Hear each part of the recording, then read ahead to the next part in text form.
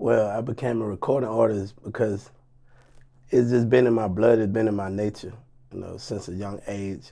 I started out in the live band at the age of 10. I landed the main drummer spot.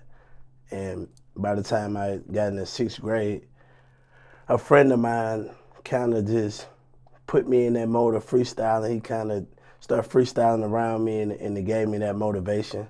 So I just started taking the situations that I was going through in my life at that time, situations with my family and the struggles we were going through, and just started just putting it to the sound of the beats and, releasing my situation through that. So that's what kind of just sparked my attention with being an artist. How long did that band gig last for? The band gig last, I was around about 19. And by that time, I went to the military. I still would come home and play with the band off and on, but it wasn't like a constant job at that point because I was stationed in different places that, after I got stationed in the military. And what was the name of the band? Bay City Brass Band. It's actually a local band out of Mobile, Alabama, where I'm from. And how did you become a part of that exactly?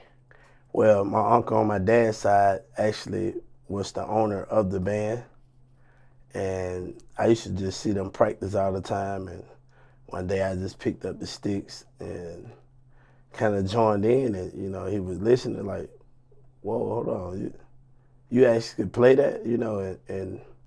And I had been watching. I learned very easily by ear, so by seeing something. If I see it, I can create it in my head and try to reproduce it. So I was able to do that, and then by me being so young, I was more eager to learn. So he could show me things that he couldn't show, like a grown person who's set in their ways and feel like, oh, this is how it's supposed to go.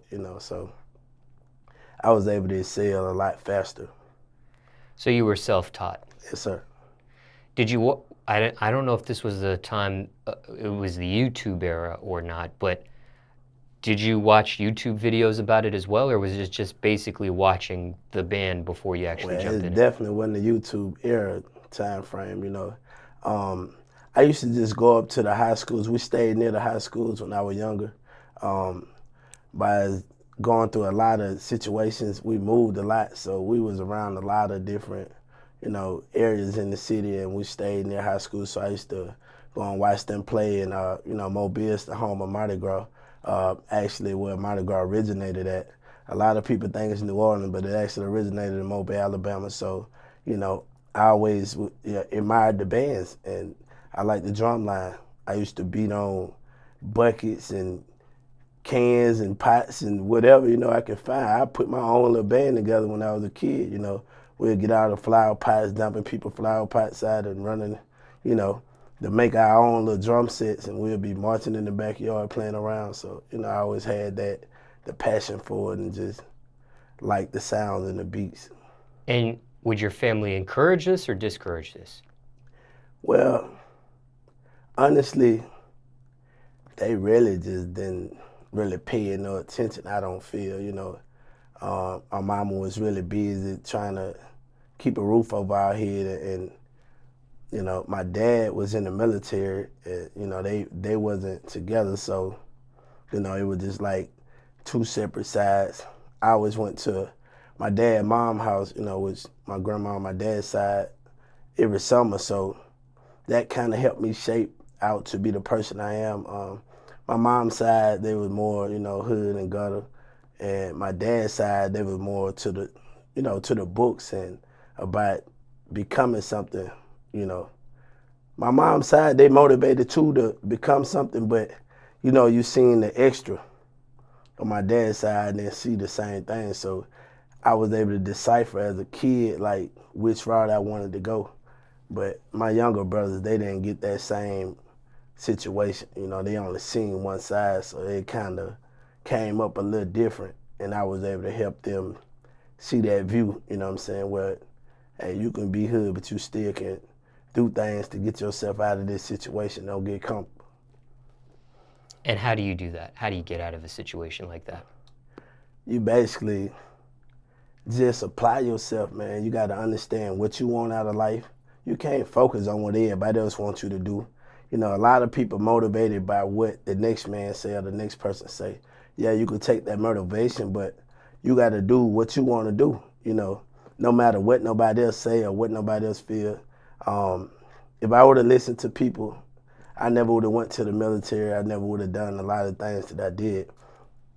I was told when I got ready to go in the military, I was gonna go to war. I was gonna get killed. I was gonna do this and do that. But these same exact people, when I got in and started doing great things, they was like, "Oh, this is my cousin. This is my nephew. This is my homie. He in the military." You know, they bragged about it. You know, once they seen the vision, before they can see the vision, they was down talking it. Now, if I would have took on what the stuff that they were saying, I wouldn't have went in. So that's why I say, you know, you got to just do what you want to do, no matter what it look like, no matter what nobody else say. You got to have your vision for you. So that's how you get out of a situation like that.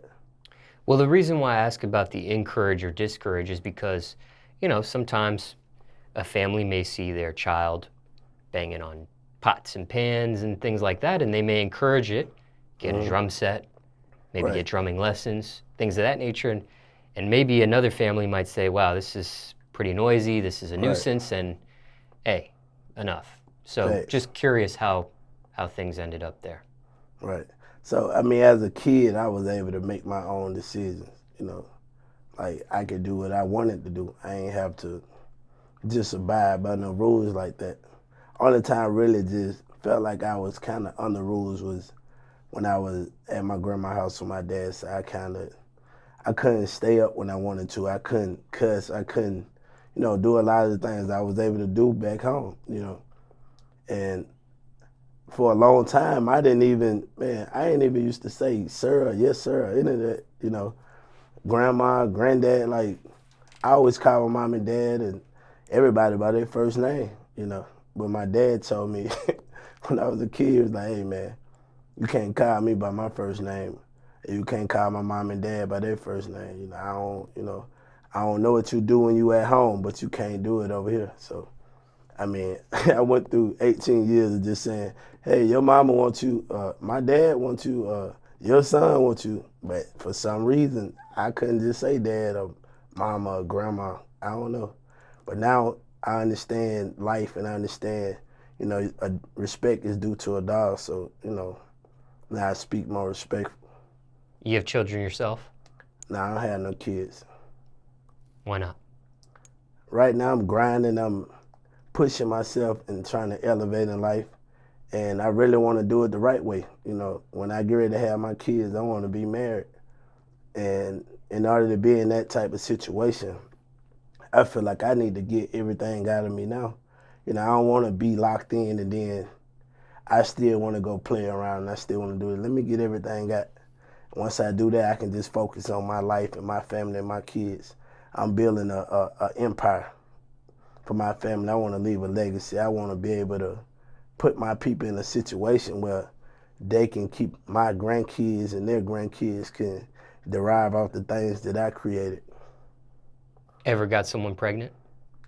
When I was younger, um, I had one chick that told me years later that she had got pregnant when we was young, but she said her mom made her have an abortion.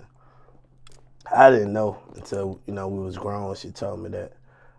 Before then, I had maybe one or two chicks that tried to finesse like they was pregnant in order to try to get pregnant for real, but situation panned out, you know, where it wasn't that, and they was trying to, you know, pull the unprotected setup, and you know, I just went with it.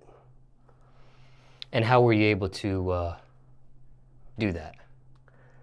I mean, How were you able to figure out the finesse? How were you able to prove them wrong?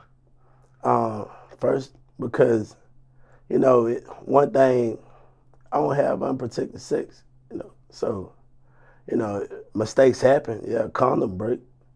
But when you pressure in the situation, like, I'm already pregnant, you can do it without it now. Like, nah, we still gonna run it like this, you know. So, and it's like, if you don't do it that way, then we ain't gonna do it. I'm like, you know, fuck it, man. We just ain't gonna do it.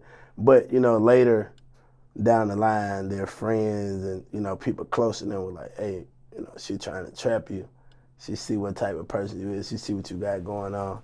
And I always been a young cat with a lot of big things popping, you know. So they tried, but it didn't work. Plus, I'm real attached to kids. I like to motivate kids, and I feel like if I have them right now, I ain't gonna really be wanting to be out here and moving around how I move.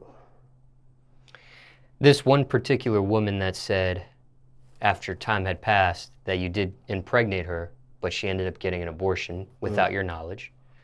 Do you think she was telling the truth? Yeah, because I remember the situation, you know. And I mean, I wondered back then, like, was it that? But when, you know, it was just like a one night little situation, you know. I knew the condom broke. I knew, you know, I'm like, oh. Oh, so the condom broke. You Yeah. wore it, but the condom broke. Right. Okay. I was trying to see if you were But, still you know, strong I on was young. that. I was still a teenager at that time. I was still in high school. So, you know, like, man, I probably really was probably like 14 then, you know. So I knew it, but she never mentioned it back then when we were kids and never said nothing. So I was like, okay, well, maybe that wasn't the situation. Did she ever say why she didn't tell you until later in life? Nah, she ain't never tell me. She just told me one day we was in the club. She was like, you know, you're supposed to be my first baby dad. And I'm like, what? And she like, remember such and such, whatever, you know, because we only had one situation. I was like, yeah. She like, I got pregnant for real. But, I mean, she probably was 13, though. You know, 13, 14. Of course, her mom probably wasn't finna let her have a kid at that age. What age were you at that time? I was 14. Yeah, so. And when you guys bump into each other at the club, were you guys patrons of the club? Were you a club promoter at the time, or you were a recording artist? Well, I was a club promoter at the time. I owned my own nightclub at the time, but we wasn't in my nightclub. I was a recording artist also, but I wasn't 100% into the just recording. I had businesses I had to run, so I still was tapping into the music thing, but you know, I had to be at the club all the time. So on the days I wasn't open, I'll be at other clubs promoting my music, promoting my brand, and letting people know, hey, we gonna be open Friday, you know, trying to bring more people to my spot. And seeing how things played out in life, do you wish you would have had that child with her?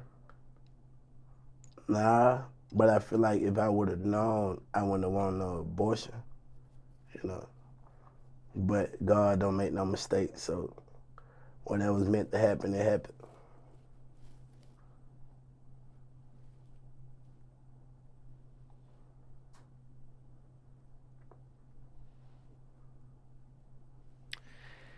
Now, when it comes to hip-hop music, how'd you get into that genre of music specifically? I mean, I grew up in the gutter. I grew up in the projects. You know, that's all we knew. That's all we heard. You know, I didn't really get introduced to no other genres and other flavors of music for real until I went to the military. Although I was in a second line type of band that played second line music, I still wasn't like deep into no other genres of music until I went to the military and started branching off and, you know, networking with different people in different genres. They listen to different things, and I kind of seen that, you know, we kind of pretty much all talk about the same thing in our own ways, you know. And what other genres of music did you experience in the military? Like pop, rock, you know. I ain't really too tough on country. I kind of listened to some of the stories or whatever that they told in the music, but, you know, pop and rock, I kind of was able to kind of tap in a little bit to that. So that's where I kind of mimic my style, like a pop, rock, hip hop type vibe with what I got going on. In terms of hip hop music, was it a certain song or artist that got your attention back then? Back in the days, I would really heavy on like Boosie, UGK, some local artists too, like rap artists named C9, The Last Mr. Big, you know, the people that just told those stories that made me feel like they would, like I could plug my life into it and kind of mimic my style to whatever they was going on or whatever they was talking about in the music. Sometimes I can kind of plug in certain situations and live my life through their music. And how did you discover each of those names you just mentioned, their music? Well, Boosie, he used to come to Mobile. Like Mobile was his second home, man. Like, man, they used to book Boosie probably twice a month sometimes, and people would always come out here, come to the teen clubs and different stuff like that. He was promoting heavy back then in Mobile, Alabama. He wasn't even a mainstream artist yet, so we just was on his music, his style. UGK, I got into that from my uncle. Rest in peace, my uncle Brett. He used to bump that UGK every time he used to drop us off at football practice, and I just loved the sound and the vibe that they had. C-Dial and The Last Mr. Big, they was local artists from Mobile, Alabama, which I think at the time Mr. Big had got a record deal with the Trial Time record, and he did the record with 3-6 Mafia, Poppin' My Collar, and kind of just gave Mobile that shape, put us in the game a little bit, so, the city was on that. That's pretty much how I got on that. Also Jeezy too, Jeezy used to come to Mobile a lot of times. I feel like Mobile pretty much broke Jeezy outside of Georgia. We really broke a lot of artists outside of this city. And when you speak of your uncle, you're talking about on your father's side? No, my uncle on my mother's side. And what age or what grade were you when you discovered these artists?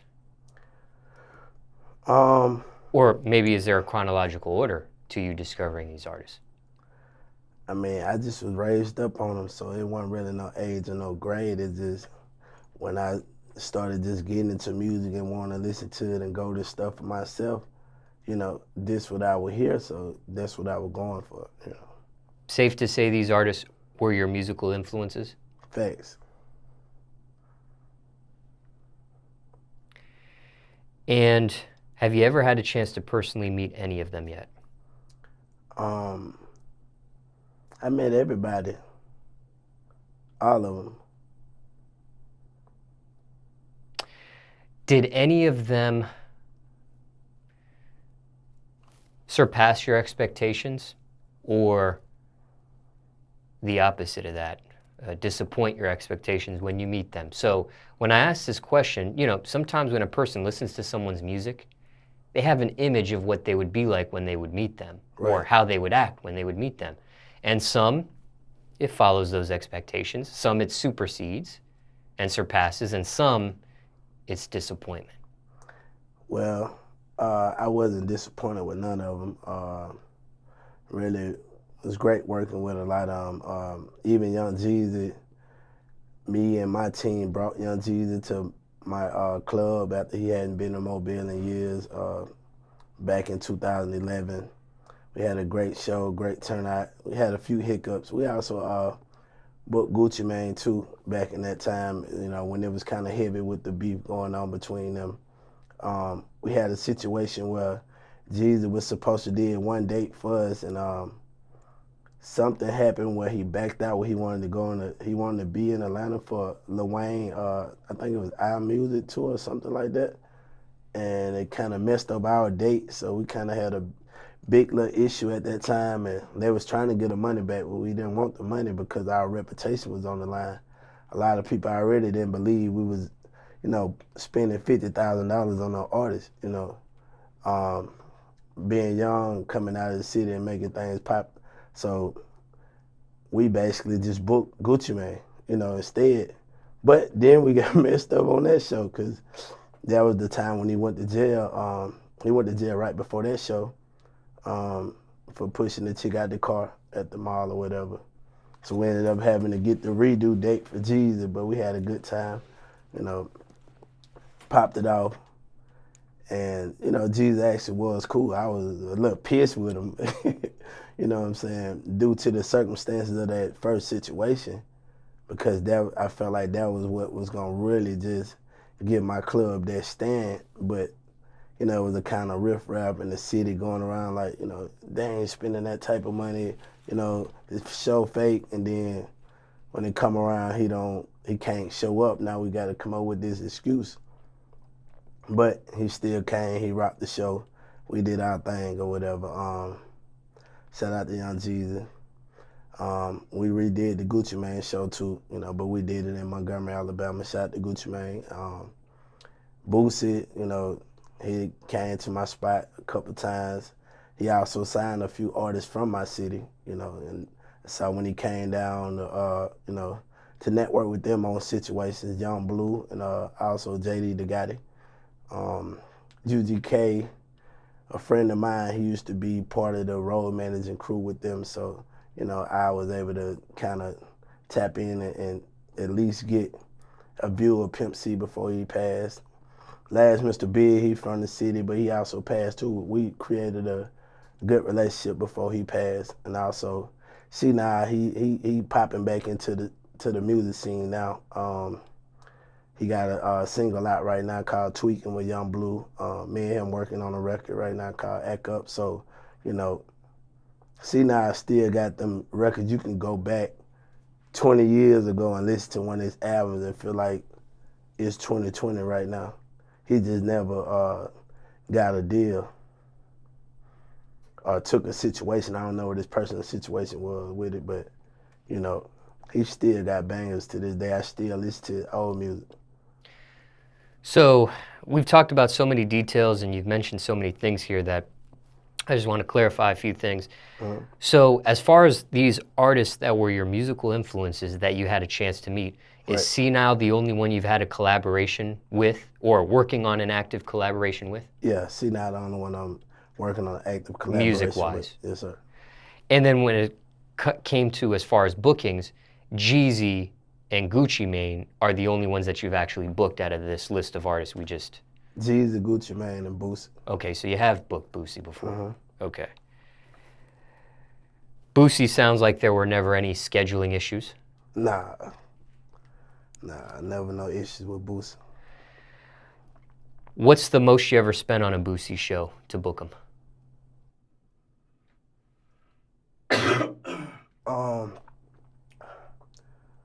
I don't know, it's been a minute. I think it was around about maybe 20. At the time, did you make your money back on that 20? Of course. Did you ever lose on a Boosie show? No, I ain't never lose on no Boosie show. You've booked Jeezy. Do you remember that amount at the time? It was like 50,000. And did you profit in that situation or lose? Of course, we profit. And what about the Gucci booking? It's 50,000. And did you profit or lose on that? We profit. But we had some issues after the show. I don't want to speak about it on the camera. But, okay. You know. Now, out of all three... Not with Gucci people, though. But it was another situation happened after that show. Oh, okay. So there was a situation after the show, but it had nothing to do with Gucci or his people. Okay, okay. Now, out of all three artists, Boosie, Jeezy, Gucci, which show did you profit the most off of? I'd say probably Boosie. You know, they love Boosie on beer, you know. So, I mean, even though Jeezy and Gucci were big shows, but you had a way bigger overhead, and they required a lot more than just a payment, you know. Certain sound equipment had to be there, certain stage setups had to be there. You know, Vice just, Boosie ain't coming with all those requirements. Well, back then, you know. Now I don't know, you know. Do you remember what year you had actually booked Boosie when it was 20K? I don't remember the exact year. What about Jeezy 50K, Gucci 50K? I know they was back around about 2011. Yeah, sometime in that time frame, 2011, 2012. I got it on my YouTube, so I had to go back. If you Google Young Jeezy Club Infinity Mobile, Alabama, you can see the Jeezy show. I think Boosie and Webby and some of the other shows may be on there. But other people put those up, so that was the last one I actually seen. Probably recent was when we did the Jeezy, the footage from that one. But other footage was put up by other people, so I don't know if it's up or, And I've done so many things over the years, I don't remember exactly what happened before now or whatever going on with those situations. With the Jeezy situation, clarify this as well. You had booked him for multiple dates? No, I booked him for one date. And he wanted to move it because of the Lil Wayne situation. Right.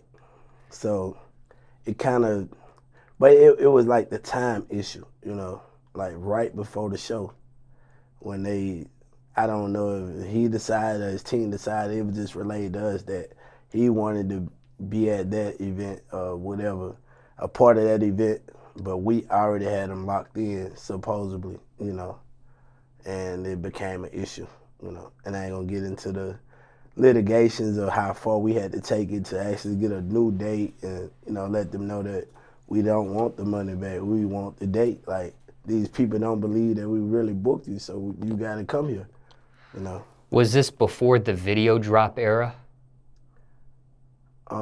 And when I say video drop era, I'm talking about nowadays in 2020 when an artist does a booking, they'll actually get on social media and do a video drop. So, for example, Boosie, let's say he gets booked, he'll get on video and say, hey, I'll be at this club, so-and-so date, and it's just for authenticity purposes. So a promoter can never say, but it wouldn't get a promoter in as much trouble if a date didn't get booked because you saw the proof here.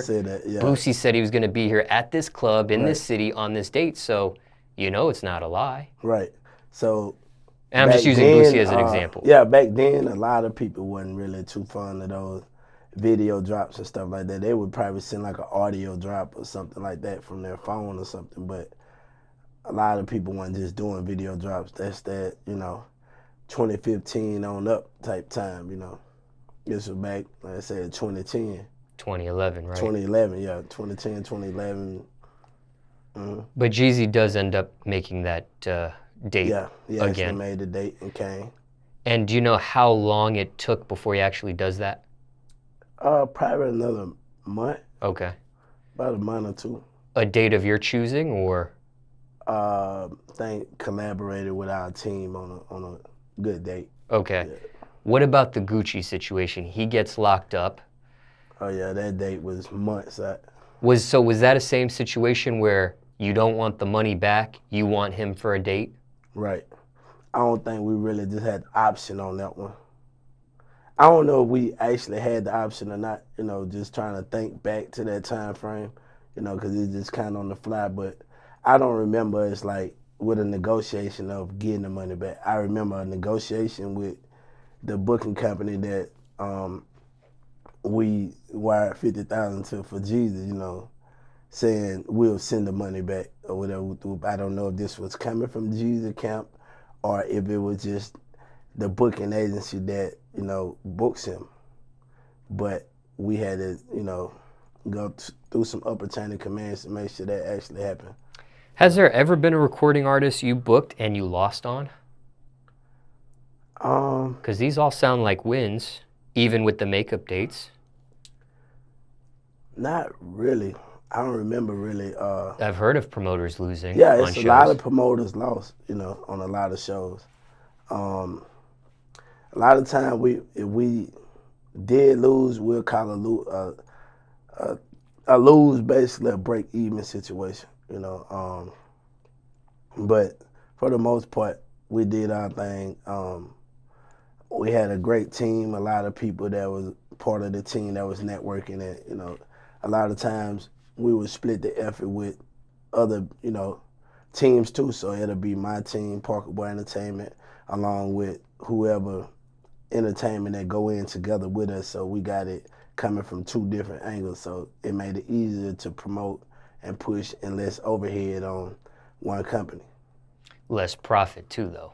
Yeah, but at the same time, you got to understand we own the club, so we actually profiting on the drinks. We profiting on other things that the other team may get less profit, as far as them putting in on the show, whatever percentage they put in, They may not have put a whole 50%, they might put 25 in, or, whatever the situation is, but we actually were still able to profit in other ways other than just the show.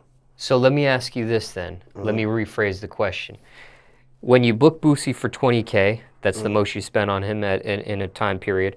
You book Jeezy 50K, you book Gucci 50K. When you say you've profited in these situations, Yeah. was the profit not including the drinks, the bar, the club ownership? Could you have profited without those elements there? If we took that out of the equation? Yeah, we still Like if you were just one of those promoters just making it off the door, would you have still made a profit? We still made a profit. It wasn't a substantial profit, but it still was a profit.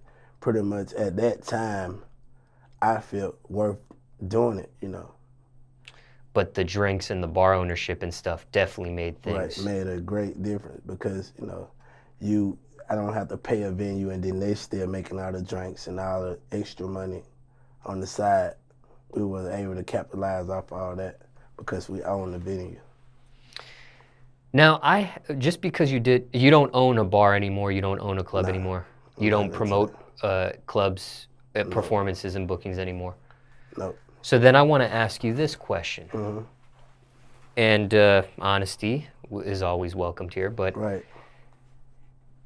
when it came to owning a bar, did you ever water down the liquor?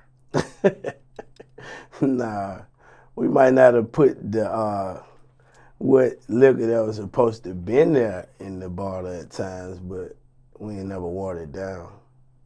So basically, long story short, it might have been a cheaper brand of that. If it's a cognac, it may not be Hennessy fully in there, might be hen and some extra, but it's gonna still be a cognac, so it's gonna be kind of hard for you to tell, But if you bought a whole bottle, then of course you're gonna get the real thing. Okay, so those were legit. Oh yeah. Now, but we didn't do it all the time. But we get over flooded, and we gotta do what we gotta do. Then that's what happens. Part of the business. So that's what I was curious on is why implement that, and when would that be implemented? When the cognac wasn't the top shelf cognac it was supposed to be. I mean, we just got a rush of 1,000 people here. We was only expecting 500, and ain't no liquor store open at 2:00 in the morning. And these people still want to buy drinks. Okay, so it wasn't a common practice for you. Right. This wasn't. It wasn't like we just gonna do this just because. It'll be circumstantial basis. Okay, I got you. Or we only got, say we got 10 bottles left and they buying it like crazy, It might be half real and half, a cheaper brand. But it was always some element of real in it. Right. Okay. Right. It was never watered down. Is that something, to your knowledge, that does happen? Do bars water down?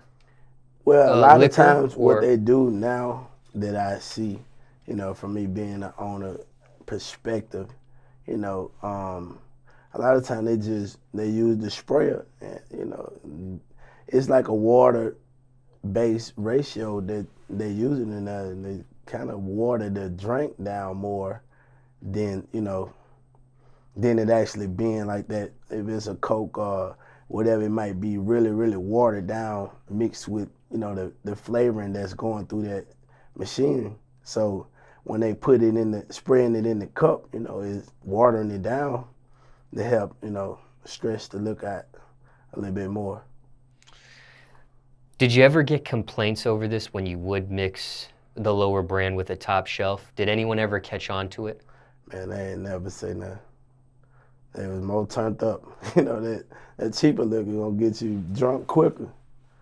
So sometimes you gotta watch as much as you don't want to pour as much. because they might be a little bit too turned. But a lot of times when people get drunk, they just want to get even drunker. So I didn't get really no complaints that I can remember. Did you ever, just being a patron at another establishment, did you ever, because you did it yourself at one point, would you, aside from the water spritzing, stretching that part out, did you ever catch on to a club like, this drink doesn't taste 100% top shelf, I know what they're doing here? Man, 90% of the clubs. That's why I always, most of the time, I drink before I go in, or we'll buy a bottle. If I'm just like, it is what it is, whatever, I go ahead. Sometimes I test it out a little bit just to see. Now, I can tell the difference. But, I'm not going to walk around and tell the patrons because I understand it's business, That's how you make your money. If they ain't saying nothing, I don't got nothing to say either. I just don't want to drink it.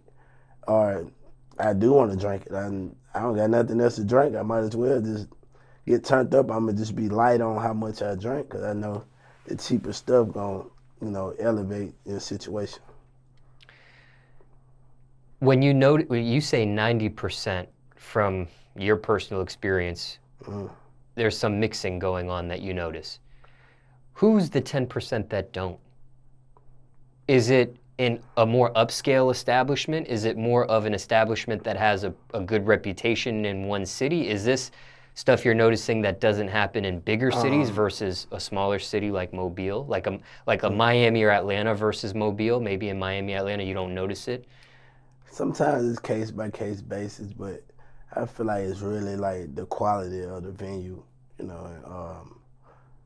just the reputation. Some people, it ain't just the ratchet clubs. Sometimes it is the upscale spots too, and they may not do as much as mixing it. They may do more watering down than mixing, but other spots might do more mixing than watering down. So, I feel like I said, 90% got some extra going, but it's just case by case basis. It ain't really by, what city or nothing. I done been to Vegas, I done been Atlanta, New York, all type of places, and some places they really got the real deal, and some places they doing what they got to do. But you don't think anyone's ever had fake liquor, or I don't know if there is fake liquor. I was finna say, I don't think it's no fake bootleg liquor. Put moonshine in the bottle. Yeah. Nah, I don't think nobody going that far with it unless they probably in the middle of the country somewhere.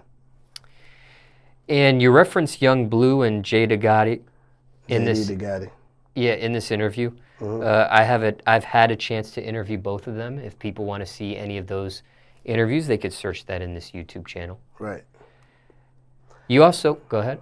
I was going to say, we actually got Mobile on the rise. You know what I'm saying? I feel like we up next, to be honest with you.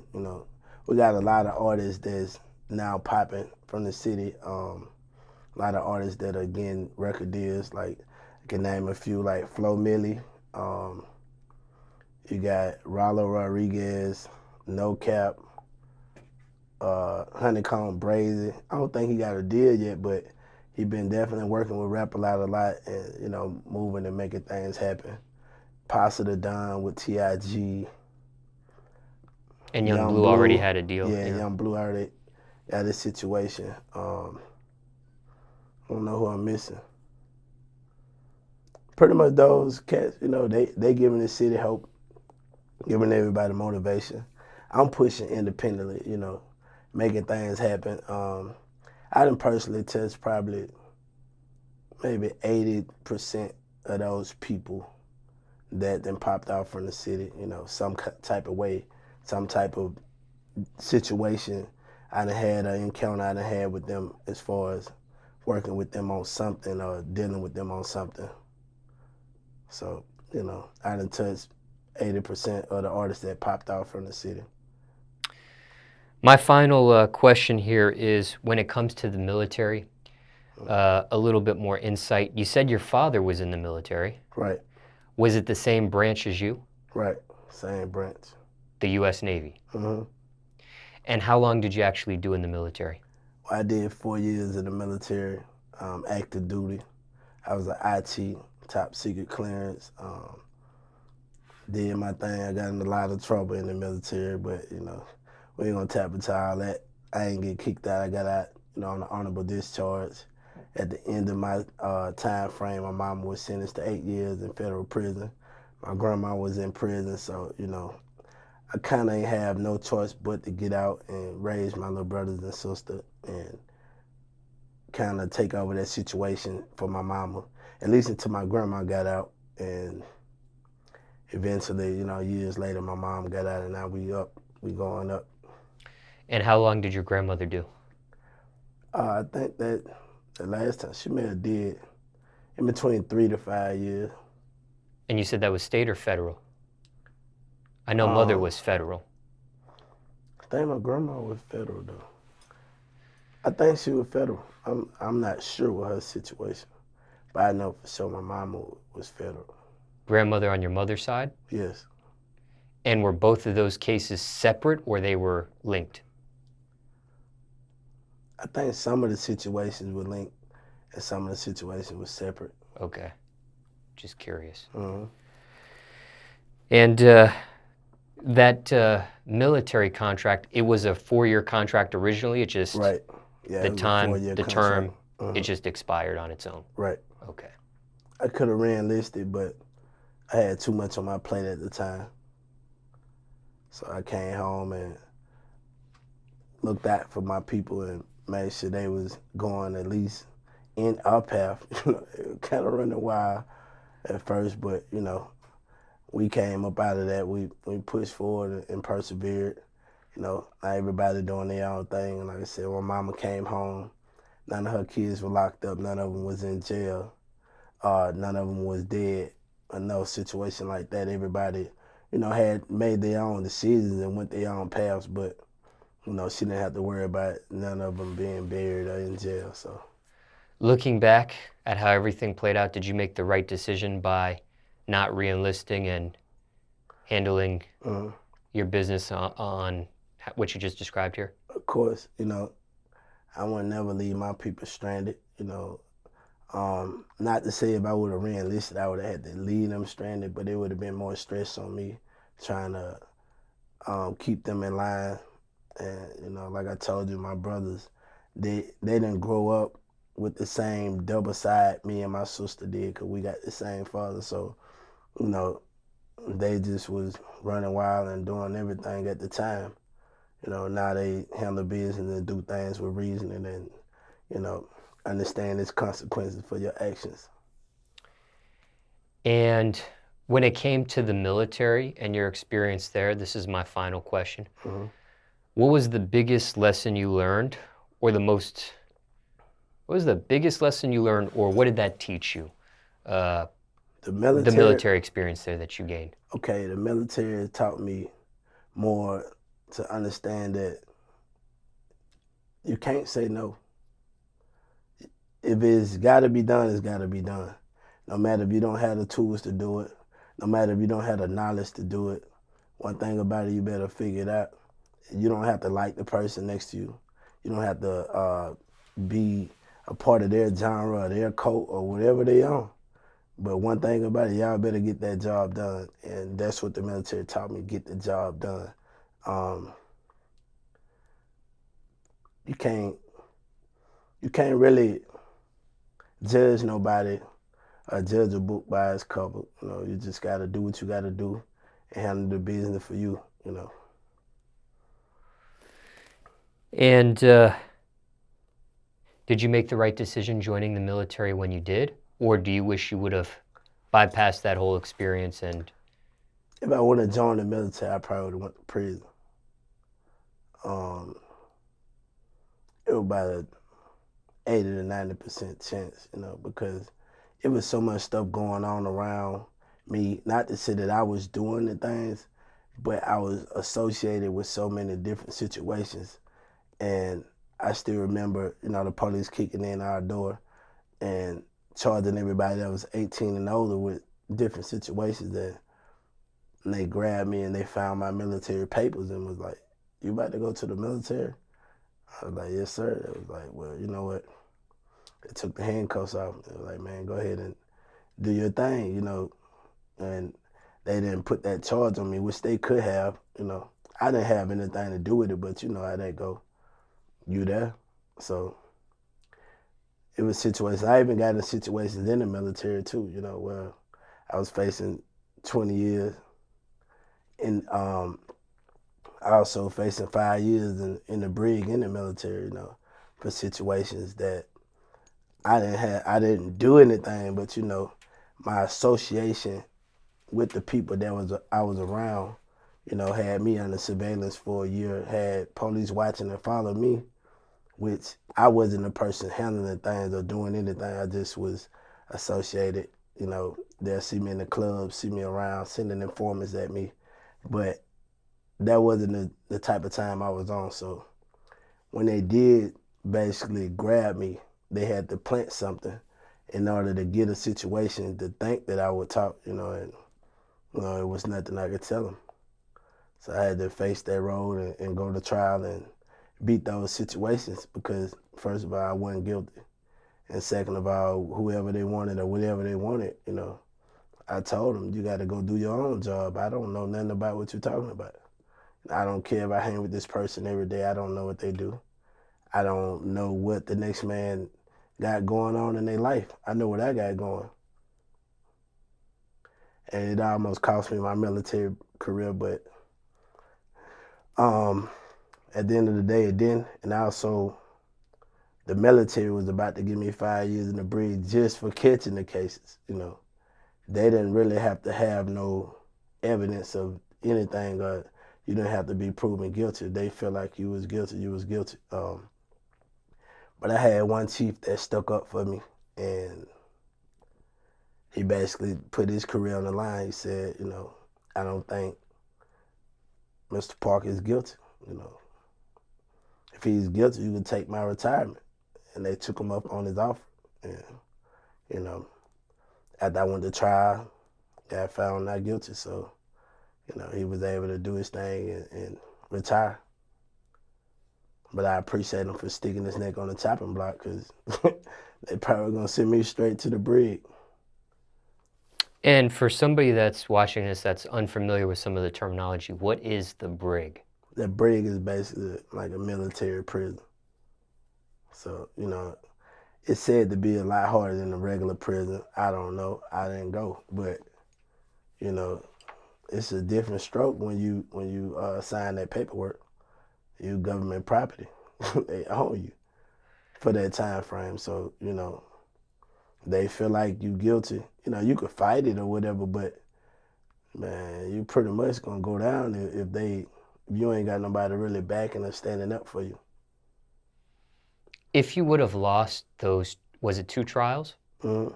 If you would have lost each of those trials, what would you have faced? I'd have been facing 20 years state time, and also 5 years in the Brig. Separately? Right. One incident was 5, the other was 20? Right. Okay. Separately. And they were separate incidents, they weren't? No, it's the same incident. Oh, the same incident. Right. The military, they don't got nothing to do with what's going on the outside. So even if I would have been found not guilty on the outside, I still could have did 5 years in the Brig just for catching those charges. They don't. That's what I'm saying. It's different in the military. I don't know how it is now, but back when I was in, like, it was a whole different ball game. Like, you don't have to be found guilty or not guilty for them to sentence you to something. Are you able to share what time period this was? I say 2007, 2008, some time frame like that. Yeah. Till when? When I caught the cases. Yeah. Just caught the cases around 2007, 2008. And you beat it? Yeah, around 2008.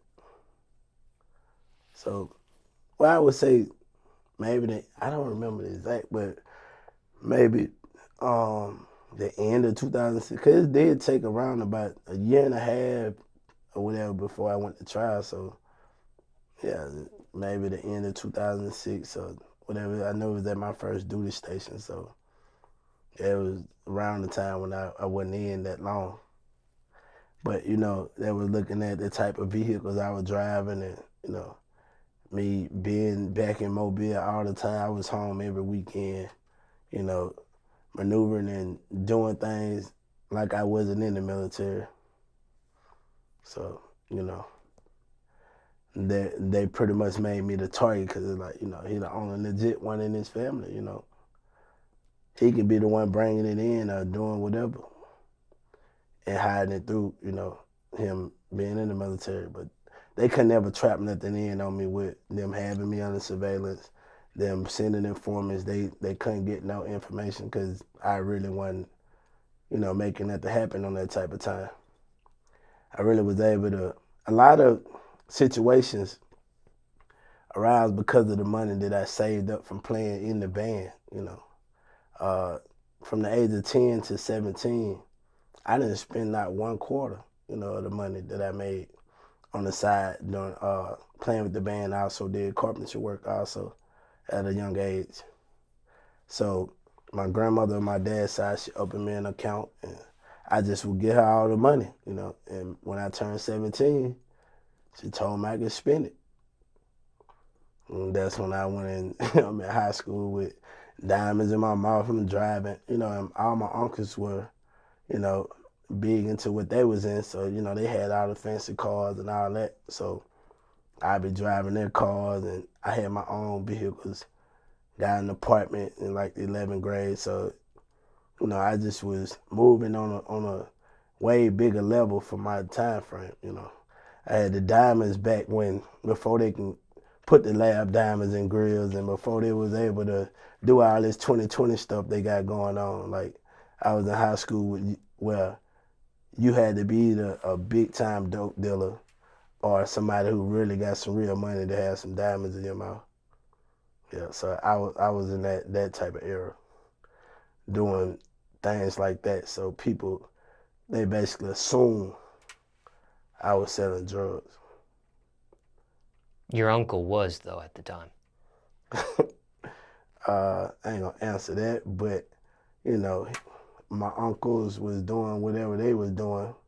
I don't know what they was doing. I just know they had the nice cars and they was handling their business on their time. So like I said, people just assume what they assume. Uncles on your father's side or mother's side? Nah, mother's side.